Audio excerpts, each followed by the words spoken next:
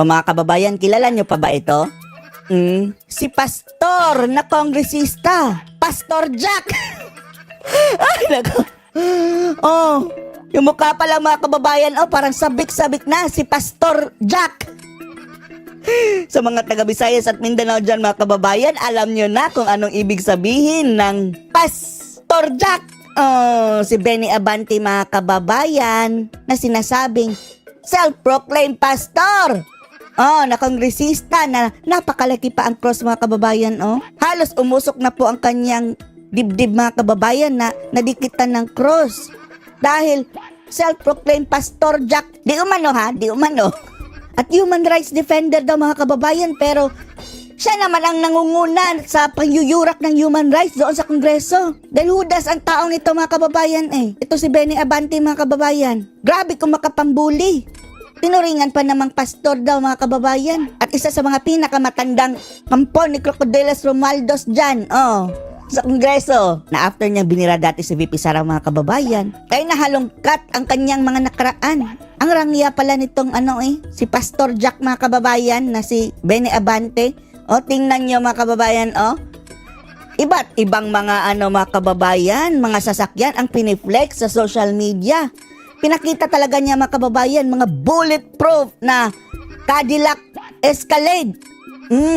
Sobrang mahal po niyan mga kababayan, at kung i-convert mo sa Pilipinas na money, sa abot ng up to 18 million ang sasakyan na iyan na bulletproof na Cadillac.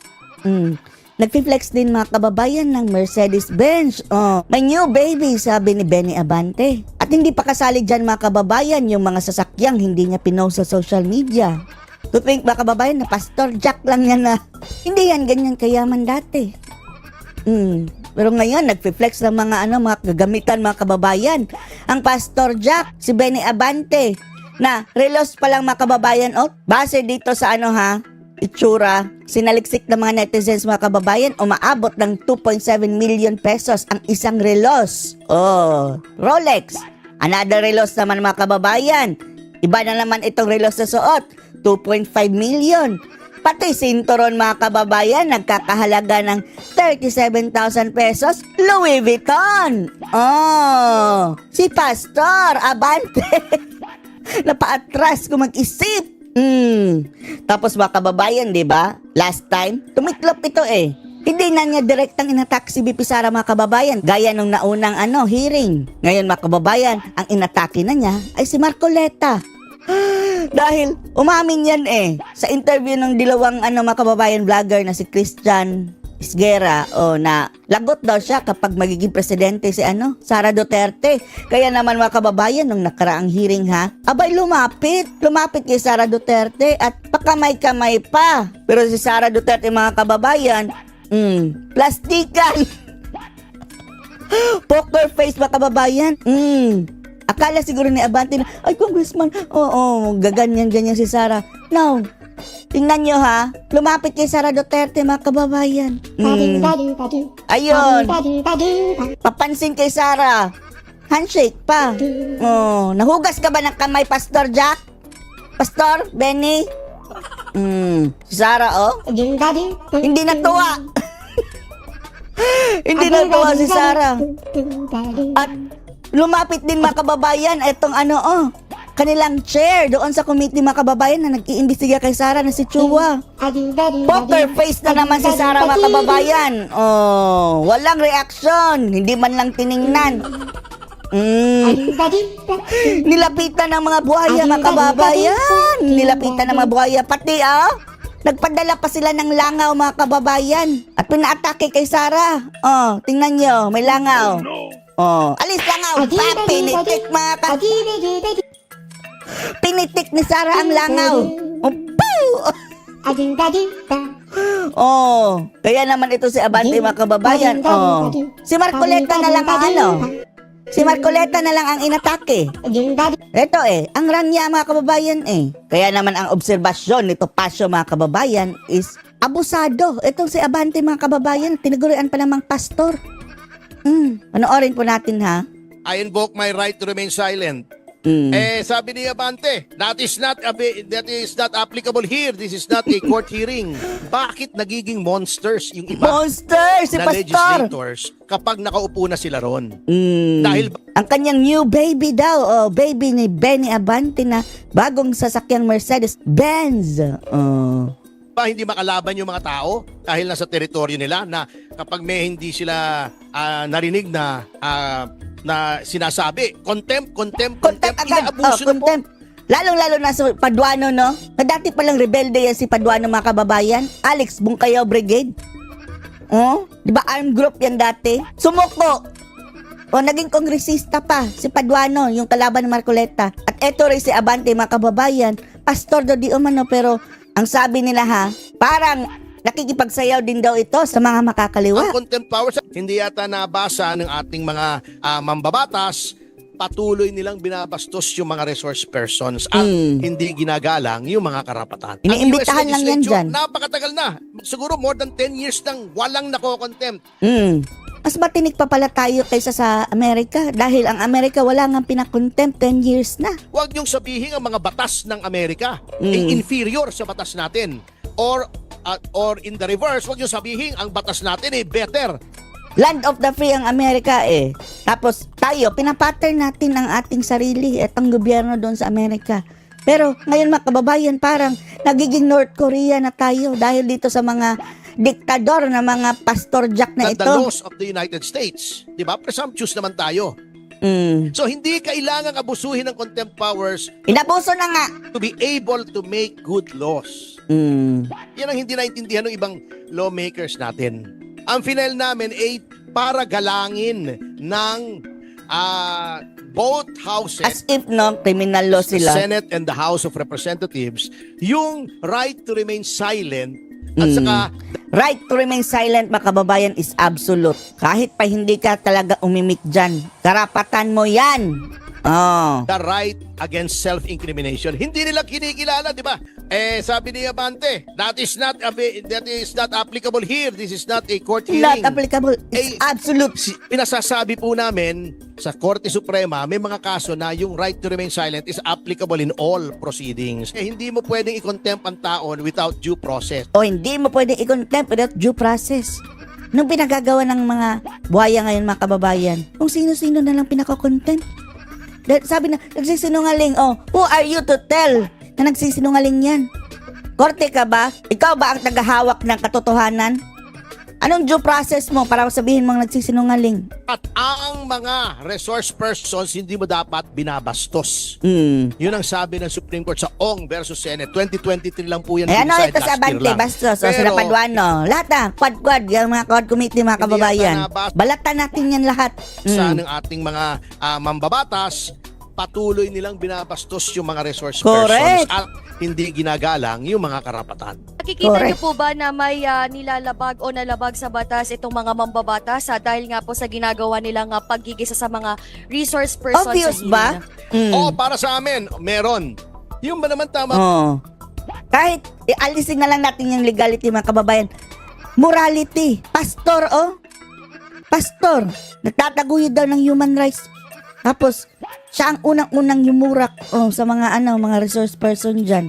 Inapak-apakan mga kababayan na parang langaw. Pinitik ni Ano ba naman sabihin mong nanggigigil na ako sa'yo, napipiko na ako sa'yo. Hindi sinabi na nga you treat resource persons with respect. Maaaring Ganyan sila sa mga kababayan, Senado at Kongreso. Contempt of court. para sa'yo ay may krimeng ginawa yung tao. But you are not a judge. You are not there to pronounce guilt or innocence. Daig pa ang judge, jury, an executioner. Anong masasabi niyo dito, mga kababayan, sa pang-aabuso ng mga kongresista at mga senador dito sa kanilang mga resource person? Post your comments below. May kikwento ho tayo. Kasi alam mo nyo, itong camera ho na ito ay talagang nawe-weaponize na po. At dumadami na po dyan ng talagang mga arrogante, hipokrito, at mga akala mo malilinis. Ngayong araw na ito, meron tayong ipipresenta sa inyo at kayo na po ang bahalang magsabi kung ako po ba ay nasa tama o may tama. Kayo na ho ang bahala, pero ikikwento ko ito sa inyo ha. Ito. Kasi recently meron po akong nakita na sabi ko nga, ay grabe naman to. Iba na talaga ang arrival ni Bishop. Eto ha, papakita ko sa inyo ha. Napaka-importante nating maintindihan ito. Panoorin natin saglit bago tayong magbigay ng isang malupit na humakagupit na komento. Ito po, pasok. Are you rebuking this committee? Why am I supposed to rebuke the committee? I am not. Grabe Are you rebuking the committee? Yung Quadcom. Okay? Kasi isa sa mga leader ng Quadcom na yan ay walang iba kung hindi itong si Congressman Abante. Alam mo, even if you are a chairman, merong karapatan ang mga members o di kaya ang other congressman o men na na rebuke ka. Yung sabihin, itama ka pag may mali, di ba? Pero dito, tila nagagalit. Si Bishop. Nagagalit si Bishop at sinasabi niyang, are you rebuking the committee? Nire-rebuke mo ba kami? Bishop ako.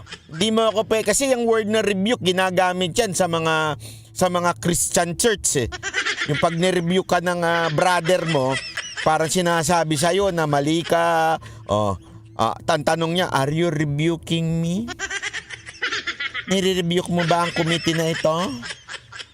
Siguro si Bishop, dahil sa sobrang kataas-taasan sa kanyang iglesia, kataas-taasan sa kanyang church, ayaw niya ho nang nare-rebuke. Baka ganun ang gusto nito ni Abante. Sir, Bishop, ikaw po ay wala sa iglesia mo na kung saan ikaw ang pinakapinuno. Hindi ko nga alam kung ilan lang membro nyo. Pero kasi tinitingnan ko yung video mo na nagtuturo, hindi mo pinapakita yung tao kung ilan ang nakikinig sa'yo pero gayon pa man, tinawag mo na yung sarili mo na Bishop. Let's assume na merong nakikinig sa'yo. Di ba? Pakinggan. Are you rebuking this committee? I've been saying things for a while. What? You have been rebuking this committee. You are saying that. We're not blaming the Vice President on this. I Honorable Marcoleta, we are not blaming the One minute suspension is declared by the chair. Napaka-arrogante ni Kuya. Kasi tandaan ninyo, dito kine-question po ni Congressman Marcoleta yung tradisyon. Napaka-importante kasi na maunawaan natin to Yung tradisyon baga na sinasabi ni Marcoleta, for decades since siya ay naging congressman daw, ang Office of the Vice President and Office of the President, pagkadating sa budget, binibigyan po yan ng courtesy as equal branch, as head of that co-equal branch. Iyan ay ginagawa na ho, matagal na, dekada na ho. Okay? Nakailang termino na ho si Marcoleta at sinasabi niya, sandali, ilang panahon na ito, even in the time wherein the President and the Vice President are not in good terms, are not in good, hindi sila magkapareho ng partido, and yet there is this tradition in respecting each other's office. Ganun. Napa-English ako tuloy. Meron ng ganyan tradisyon na sinasabi. Pero gayon pa man, nung pinunayan ni Marcoleta, abay nagagalit yung mga kongresista. At ang tingin nitong isang kataas-taasan na bishop, na congressman. Hindi ko nga alam kung bishop siya ng kanyang church o baka naman bishop siya ng kanilang Panginoon na si Romualdez. Hindi natin alam. Pero kita nyo naman dito, galit na kaagad si Kuya. Tingnan natin Are you rebuking this committee. Why am I supposed to rebuke the committee? I am You not. have been saying things for a while. Oh, are you saying things in a while? Pagalit na si kuya. Oh, ikaw naman kuya, huwag ka masyadong galit-galitan dyan. Hindi ka naman nakakatuwa. Di ba? Hindi mo nadadaan sa galit yan. Ikaw talaga. Hindi nadadaan yan sa galit kuya. Huwag ka masyadong pikon. Oh. What? You have been rebuking this committee. Oh. You are saying that. We're not blaming the Vice President on this. I asked Honorable the Marcoleta, question. we I asked are the not question. You do not have blaming the right to depend on that. 1 minute suspension is declared by the chair. Move to suspend. Oh, grabe, grabe. Malupit yung ano na yon. At dahil nga doon mga kababayan, naglabasan tuloy. Kasi napaka-arrogante nito ni Bishop. Sa sobrang arrogante ni Bishop, maraming nagalit. Alam mo naman ang mga netizen, mga Pilipino, pag nagalit yan, yari ka dyan, magre-research yan. Ha? Marami tuloy yung naglabas ang picture niya. Isa-isahin natin yung picture niya na naglabasan para makita natin. No? Napaka-importante nito. Una-una sa lahat, ang pinakamalapit sa kanyang puson. Ha? Walang iba ko hindi ito. Ayan. Yan. Yung kanyang Louis Vuitton, yung LB, lumang bag, na nagkakahalaga ng 37,000 pesos. Grabe. Di ba? Kahit anong ganda ng belt mo, kuya, kung yung tiyan mo nakaganyan, hindi nyo may tatago. Di ba? Ang hirap sa atin eh. Yan ang hirap sa atin mga kababayan eh. Lalong-lalo na yung mga may edad na at saka katulad ko na may tiyan. Pag kayo may edad na at may tiyan, syempre, wag na ho natin ipagyabang yung mga sinturon natin, ha? Kasi, kahit anong pagmamayabang natin sa sinturon natin, ha? Kung ganyan na ang ating katawan, nakakahiya na. Diba? Hindi ibig sabihin yan, pagka nagsuot ka ng sinturon na maganda at mamahalin, gaganda at sexy ka na. Tama, mali? Diba? Hindi, ako. Kita nyo yung aking sinturon ko para patunayan sa inyo. Yung sinturon ko yung nabibiling tigsi 50 pesos. Alam nyo ho itong sinturon na ito? Ito, tip ko lang ho sa inyo to, ha? Hindi, tip ko sa inyo to. Tandaan ninyo, pag kayo magsisinturon, ganitong sinturon ninyo, papakita ko lang sa inyo, baka sabihin nyo, niloloko ko kayo. Ayan o. Plastic na plastic. Alam mo kung bakit? Maganda ito. Ha? Una-una, wala na itong tinutusok-tusok pa, di ba? Yung para sumaksak yung gaganto mo lang yan. Iipit mo lang, ganun, ayos na, di ba? Pangalawa, pag bumabiyahe ka, di ba? Sa pagbabiyahe ka, aeroplano ka, laging patatanggal sa'yo yung sinturon mo kasi tutunog ka pa rin. Kahit na ilapag mo na lahat ng cellphone mo, kahit na ilapag mo na lahat yung laman ng bulsa mo, pero since nakasinturon ka, tutunog yan. Tama, mali? Pero pagka ganito, sinturon mo, walang tutunog kasi plastic to, di ba? Tama, mali? Di ba? Utak lang yan Louis Vuitton mo. Pag pumunta ka ng ibang bansa dyan, tutunog yan, sigurado. Tutunog yan. Alam mo kung anong tunog? Peke. Ay, hindi peke. Sigurado naman ako hindi peke yan. Mayaman nga yan si Bishop di ba? So, hindi peke yan. Yung kanyang Louis Vuitton, hindi ko alam kung magkano niya nabili yan, pero ang market price niyan ay 37,000. Grabe, pambira. Ang bira.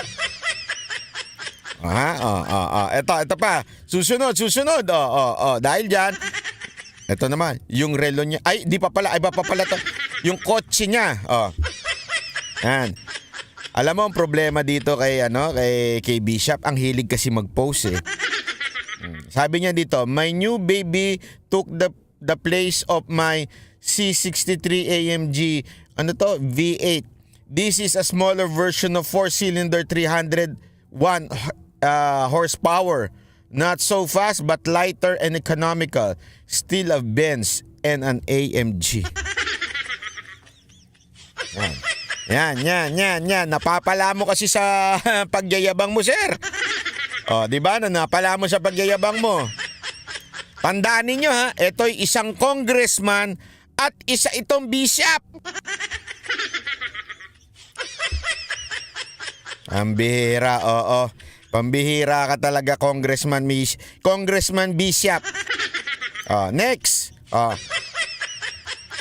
Ito, ang Rolex niya, ang tinatanong dito kung sky dweller ba yan? Magkano ang halaga? Anak ng wewe, 2 million? Grabe naman yan. Sorry ako kasi talaga, pasensya na ha. Hindi talaga ako, hindi ko nga maintindihan sa mga taong nagsusuot ng relo na ganyang kamahal. Ano ba oras dyan? Magkaiba ba tayo ng oras dito? Hindi, totoo. Magkaiba. Ito ang pinaka unang labas ng iWatch. Bakit importante itong iWatch? Kasi, ayan o. May fitness siya, may fitness. Importante sa akin yan.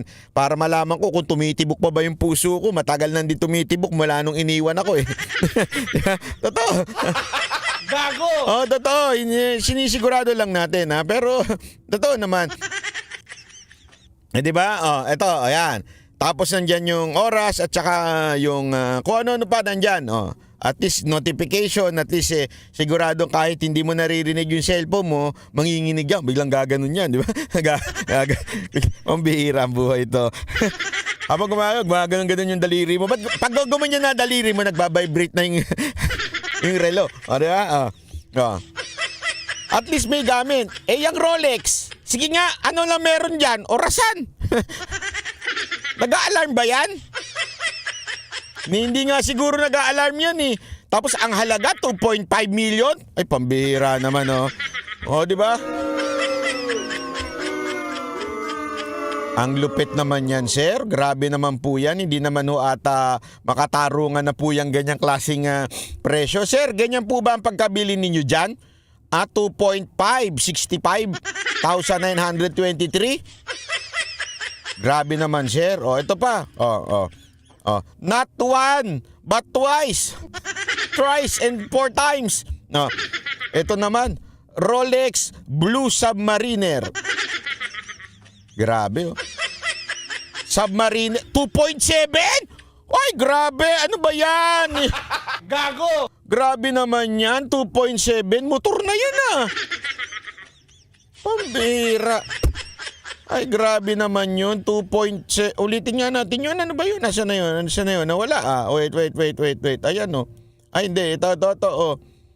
Grabe, 2. Naku. 1,000. Hindi. Seryoso, 2. Sorry, grabe naman yan. 2.7. Ang lupit. Ito pa. Hindi lang isang sasakyan meron si sir. Meron pa siyang Cadillac. Cadillac nice to be casual once in a while. Knock doon tutsang kalabaw, sir. Para bagang ang dating ito yung simple kong sasakyan. Humanly depending on my bulletproof Escalade. Escalade pala.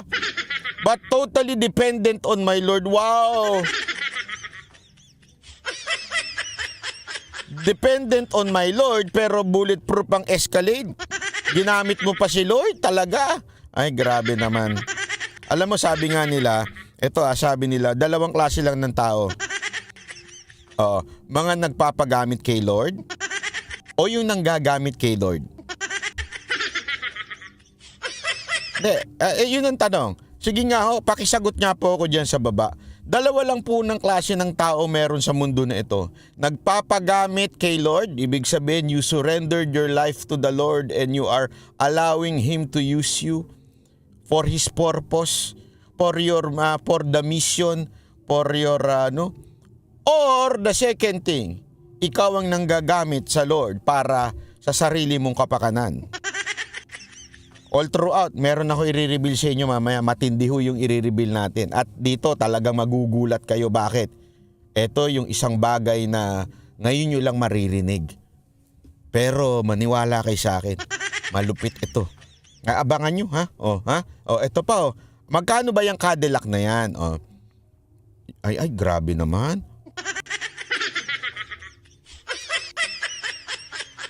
18 million po. Grabe naman yan. Kaya naman pala ang yayabang niya mga Cadillac na yan sa karsada. Pag ako nakakita ng Cadillac talaga sa karsada, ibabalandra ko talaga sa gitna yung motor ko. Bahala ka. Grabe, 18.5. Ano to? 18.5. Grabe. 18.580,000. Grabe. Ang gulo mo, Banat Bay, ha? Hindi, grabe di ba? Ganyan yung kamahal. Sandali lang, Banat Bay. Sandali. Bakit? Ano bang masama sa mga ganyang klaseng yan ho ba ay masama? Ha? Yan po ba ay hindi ho ba karapat dapat yung ganyan? Yung ganyang klaseng congressman? O di kaya bishop? Masama po ba yan? Baka naman inggit pikit ka lang, Banat Bay. Hindi, kasi baka mamaya inggit ka lang naman talaga Porket ang relo mo ay watch. Ang sinturon mo plastic. No. Ang wallet mo parang pampalengke. At yung sasakyan mo, no comment. Di ba? Baka naman inggit ka lang, Banat Bay. Masama na ba? Kasalanan ba maging mayaman ngayon? Bilang isang congressman? Kung talagang laki siya sa mayaman, tama-tama yung kanyang church, tax-free yun. Ikapon ng kanyang church, mga membro niya, masama ba yun? Maging mayaman? Hindi ako sasagot sa inyo. Baka sabihin nyo, ako pa sasagot Hindi akong sasagot sa inyo. Ha? Ako, hindi ako mahilig sumagot Ito, isasagot ko sa inyo. Ito, basahin natin. Republic Act 6713, Section 4, letter H. Sa iba, letter X. Letter H, simple living. Tandaan natin ba? Republic Act 6713, Section 4. Hindi ito suggestion. Hindi ho ito advice. Ito po'y batas. Batas po ito, mga kababayan, ha? Batas po. Okay? Ito daw ang code of conduct ng mga public official. Public officials and employees and their families. Tatlo yan. Yung mismong opisyal, yung empleyado, at yung kanilang pamilya shall lead modest lives appropriate to their positions and income. Magkano lang ang income ng congressman? Depende, Banat Bay. Legal ba o yung illegal? Kasi magkaiba yun Sa legal, wala pang 300,000 siguro yun. O mahigit kumulang. Kasi presidente, 300,000 So mahigit kumulang 300,000 din yung kongresista maximum na, di ba? Kasi nakasulat dito appropriate to their position and income. Sige. I-times natin sa 3 milyon. Okay? 3 million okay?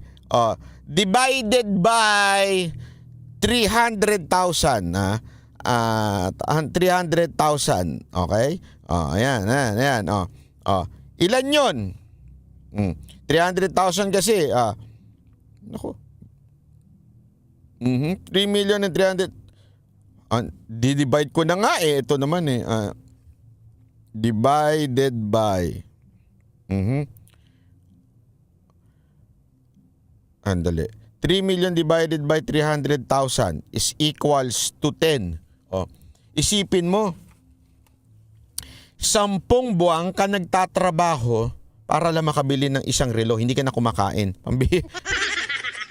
Mantakin mo yun just to buy one Rolex. Okay, kailangan 10 buwan ka nagtatrabaho, hindi ka kakain, hindi ka iinom, hindi ka maggagasolina.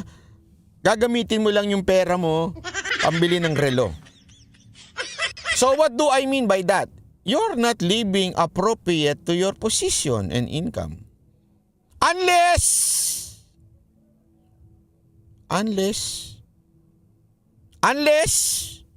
merong iba pang pinanggagalingang pera, hindi lamang sa sahod mo.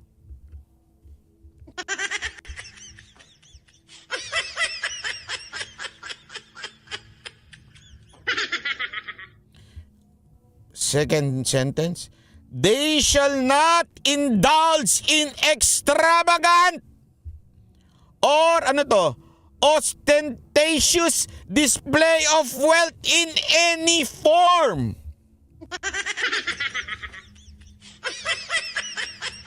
Sagutin niyo ako mga kababayan. Sagutin niyo ako. Ako, nagtatanong lang ako ng maigi dito, ha? Nagtatanong lang ako ng baka sabihin ninyo ko eh. Oh, eto. Anong tawag mo diyan? Kayo sumagot, ha? Kayo sumagot, hindi po ako. Oh. Yan po ba ay extravagant or ostentatious? Ano ba ibig sabihin ng ostentatious? Oy Siri. Ano nga? Wait. Ostentatious. Ayan, oh. Ang ibig sabihin nun? Ibig sabihin nun, sa dictionary ni Google, ay characterized by vulgar or pretentious display. Naku, kahit nga pretentious lang eh. Ayaw ng batas. Designate to impress or attract notice. Ibig sabihin daw, hindi ka dapat makaka-attract ng notice o magpapa-impress with your wealth bilang isang public officials. Tanungin ko kayo mga kababayan, ang pagsuot ba ng sinturon ng Louis Vuitton, yan po ba extravagant? Comment nyo sa baba, yes or no. Yan po ba ay ostentatious? Ibig sabihin, nagdi-display ka ng iyong pagiging nagpapa-impress ka? Comment nyo lang sa baba. Sige ho, comment nyo. Again this is not a question of if you can buy or you cannot buy. Kasi marami nagsasabi dyan, nung nag-post ako sa isang senador sabi nila, kasi yung relo niya 2 million mahigit din Tapos ang sagot nung pinost ko yun, sabi nung iba, mayaman naman talaga yung pamilya na yan Mga kababayan, ladies and gentlemen, it is not a question of if you are rich or not. It is not illegal to be rich. It is not a criminal to be rich. But the Republic Act 6713 Section 4 letter X says, do not display, do not be extravagant or ostentatious. Yan po ay hindi suwestyon. Yan po ay batas. Now answer me. Is this a extravagant or ostentatious display of wealth? Napakahirap naman banggitin itong ostentatious, pati yun sosyal second question. Ayan, tanungin ko kayo, hindi naman masama, hindi naman krimen ang magmay-ari ng Mercedes-Benz. Lalo na kung sinasakay mo dyan magandang kababaihan. Hindi naman po illegal yon. Basta hindi mo lang tsuktsakin. Kasi kung may asawa ka, masama yon. Pero kung hindi naman, wala kang asawa, walang problema. No? Pero gayon pa man, ano sabi sa Republic Act 6713 Section 4? They shall not indulge in extravagant or ostentatious display of wealth.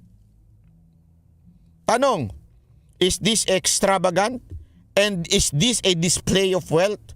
In any form. Mga kababayan, nakasulat po dyan, in any form. Eto. Sige ho. Yan po ba ay extravagant or ostentatious display of wealth in any form. Kayo sumagot, hindi ho ako. Kayo. Eto pa, isa pang relo. Rolex uli. Is this being extravagant or ostentatious display of wealth in any form? Sagot, yes or no? Oh. Eto pa, pagpo-post nito.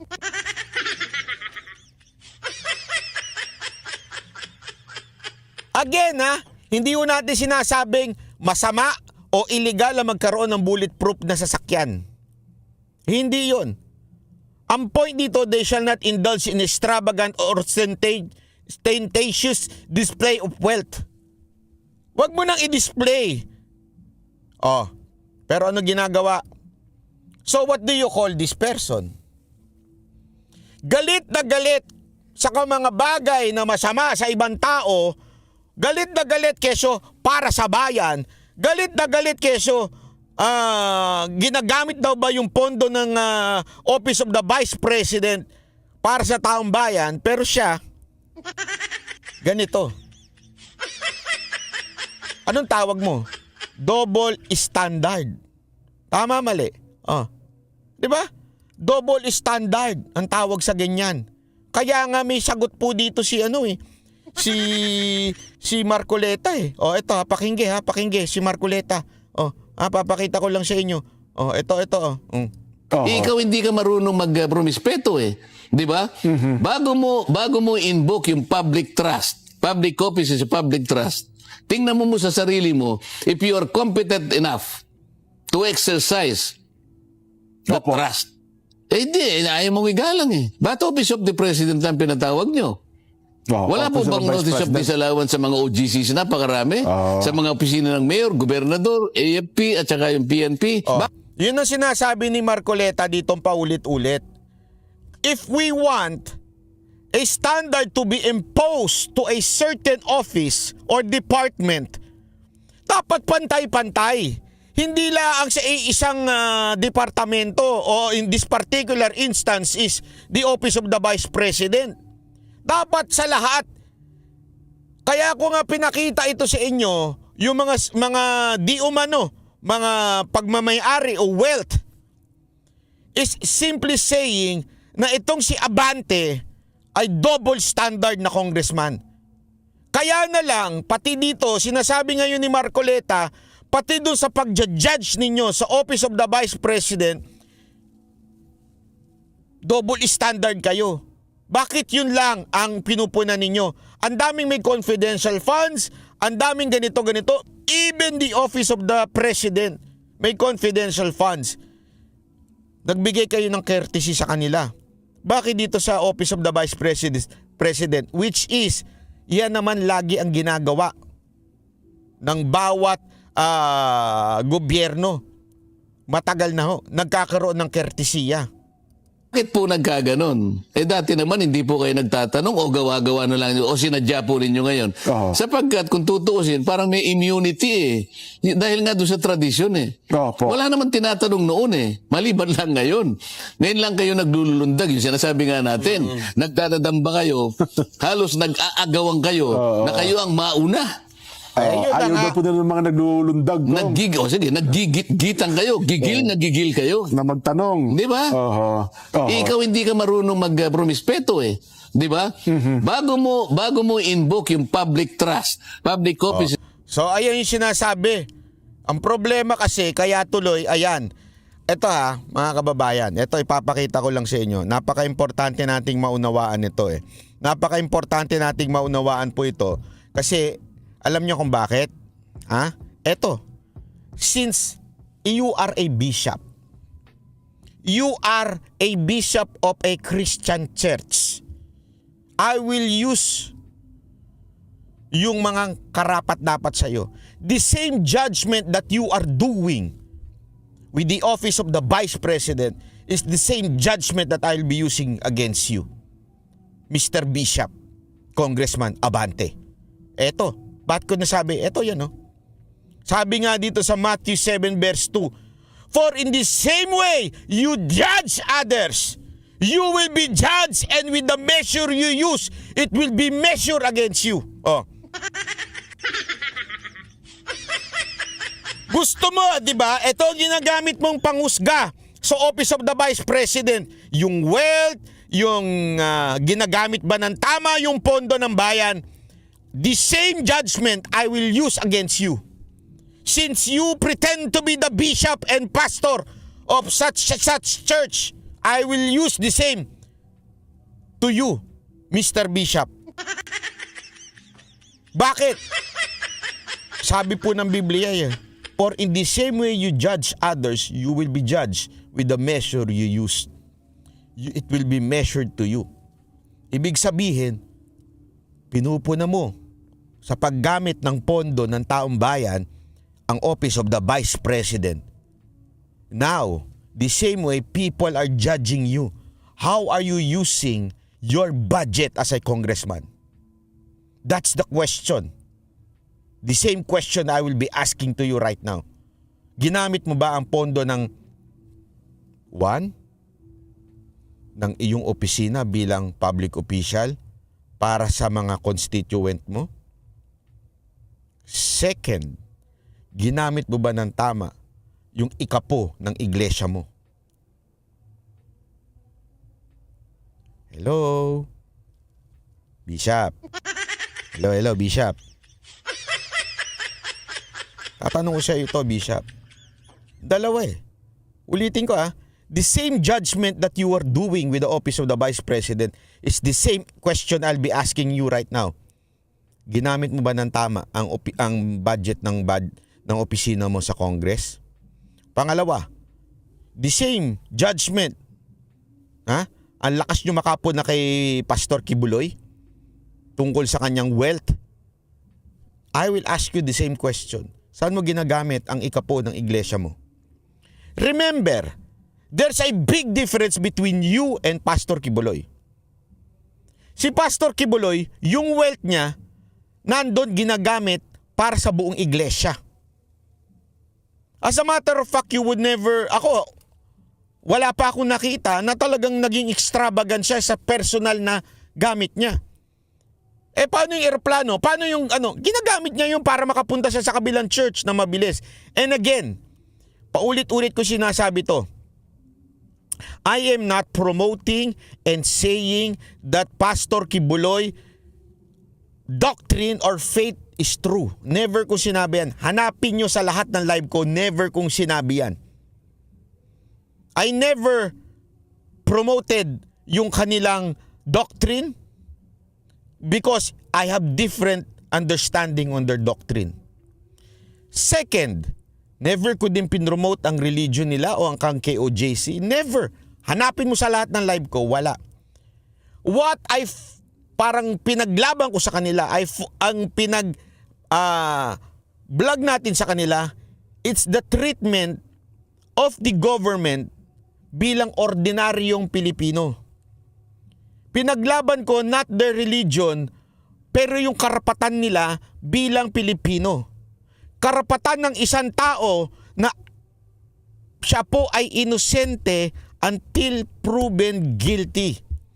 Saan ko nakita yan? Nasa batas natin yan. A person is innocent until proven guilty. So I will fight for every person na ina-accuse at sinasabing guilty na kaagad without the court saying to them na guilty sila. Why? Because our law says sila po ay inosente pa rin hanggang ngayon. Unless magkaroon sila ng conviction. Yun po ang pinaglaban ko kay Pastor Kibuloy at yun din ang pinaglaban natin sa KOJC. It's not about religion. Now, tulad ng sinabi ko, ang laki ng difference eh. Si Pastor Kibuloy, kung makikita ninyo, yung mga extravagant sa kanila, yung kingdom nila, yung prayer mountain nila, which is sino gumagamit? Siya lang ba mag-isa na gumagamit nun? Silang lahat. Ibig sabihin, their tithes or whatever they do, whatever their rules and regulation, kasi pinupuna sa kanila yung pagbebenta ng mga church member, problema na nila yun. As long as ginagamit, not just for Kibuloy. Ginagamit yun sa lahat ng members. Yung eroplano nga, di ba? Saan ginamit yun? Para sa bayan, kay Pangulong Duterte. Sa kampanya niya. Sa ibang mga politiko. Pag meron silang social service, dun din ginagamit. Ibig sabihin, not for personal use. Wala naman ako nakita naka-Rolex si Pastor Kibuloy. So far, wala ako nakita, ha? Magandang sasakyan. Saan ba ginagamit yun? Ginagamit lahat ng kanilang mga workers yun. Yung mga sasakyan na yun.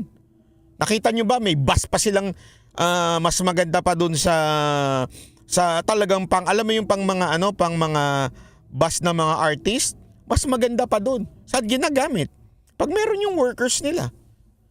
So whatever nakukuha nila sa church nila, ginagamit nila sa kanila. Tanong. Ikaw ba? Bishop, yung iyo bang ikapo, ginagamit nyo sa kapakanan ng buong iglesia? O baka naman sa kapakanan ng sarili nyong display? Ako nagtatanong lang po ako sa inyo, ha? Bakit? Kung meron tayong Republic Act 6713 Section 4, kung ikaw ay isang public official, ganito ka dapat